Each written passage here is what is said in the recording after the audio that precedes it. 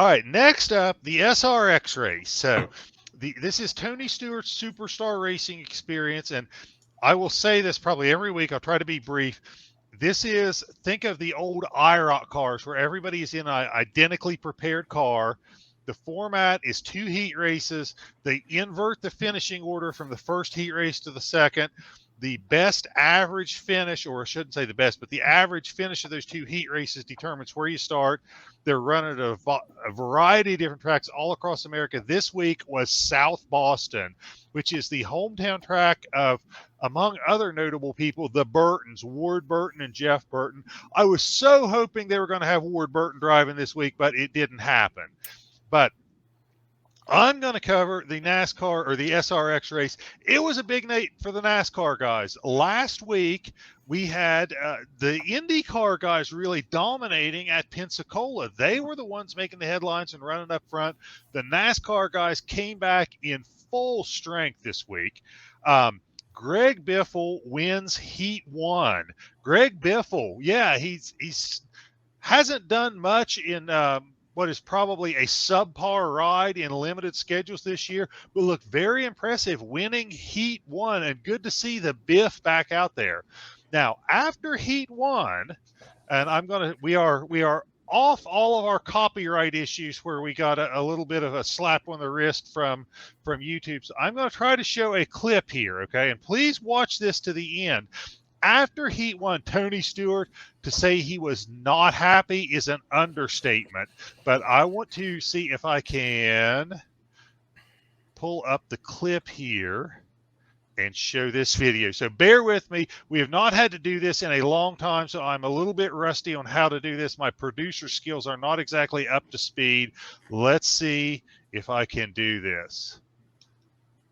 What happened moments ago, right after they got Look at Tony Stewart. This is anger. He's got him by the collar. That is Ernie Francis Jr., the Trans Am Series guy, and Tony Stewart is clearly just a little bit upset with how he was raised in Heat 1.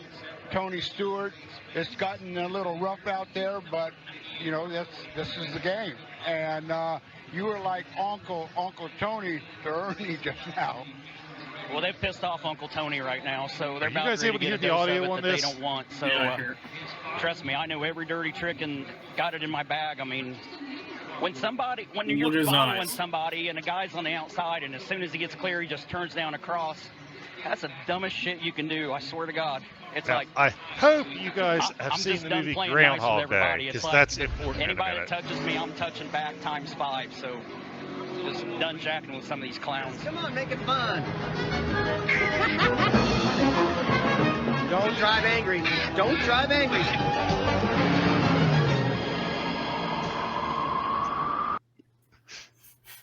Don't drive angry.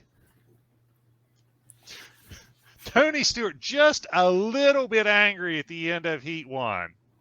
So on to Heat 2, where Elio Castroneves grabs the win by dumping, and I mean absolutely dumping, Paul Tracy. Now, if you followed the SRX series last year, Paul Tracy was the villain. And when I say the villain, I mean the way Paul Tracy ran last year, the number of cars he hit, how often he hit them, how hard he hit them. He made Kyle Busch look like a saint. So Paul Tracy has the lead going into in Heat 2, and Helio Castroneves, let's just show the clip here if I can. I love the commentator's comment that when he dumps him and the commentator listened to it carefully, he says, that was the most predictable move ever, or something to that effect. So let me see if I can find the right clip here. Bear with me just a second. Okay. I guess while he's pulling that up, I want to say give a big shout out to Joshua Rudder for joining us. Thank you, Josh, for joining us. Mike Cora, as always. Adam Lauer, as always. Mark, also known as Suspect Puggy. Thank you, man, for showing up. Becca, I see you there, girl. Appreciate you showing up. Ryan, thank you so much for showing back up, brother. Nice to have you here. Fantastic racing, honestly. Clean enough to where we're Oh, my goodness. Castro-Neves and Tracy. That could have been the most predictable thing I've ever seen. Sorry to cut you off, Aaron. When I hit the button, I didn't know it was going to immediately start playing, so I apologize. No, Let's hear that Could have again. been the most predictable thing I've ever seen. Elliot Castro-Neves. That The most could be the predictable most thing I've ever predictable seen. thing I've ever seen. Castro-Neves and Paul Tracy making contact. I hate that for Paul, though. He was having such a great race. Yeah, definitely. So the yellow flag is out. And it was fun for the fans, not so fun for Paul Tracy. Oh, boy, that was a late move, and that was pretty targeted. So let's Nah, hear I want what to. Mr. Castro-Neves has to say about this. I would bet Paul Tracy is not a Elio fan right now. Wow. Yeah, it was the way I see it was an air racing incident. Let's put it this way. So Notice the smirk there. The way I see it, it was a racing incident. It almost looks like he is pressing his lips together to keep from laughing out loud. To me, very noticeable smirk there. So, What? anyway. No, there's no smirk there. What are you talking about? No. Yeah. What? Yeah. No, him smirking? No. So, anyway, those are Heat 1 and Heat 2. But at the end, apparently, driving angry works, okay? Because Tony Stewart actually wins the race. It was a big night for the NASCAR guys. Tony Stewart wins, Greg Biffle second, Bobby Labonte third, Ryan Newman fourth. So big night. NASCAR guys sweep the top 4 spots in the SRX series.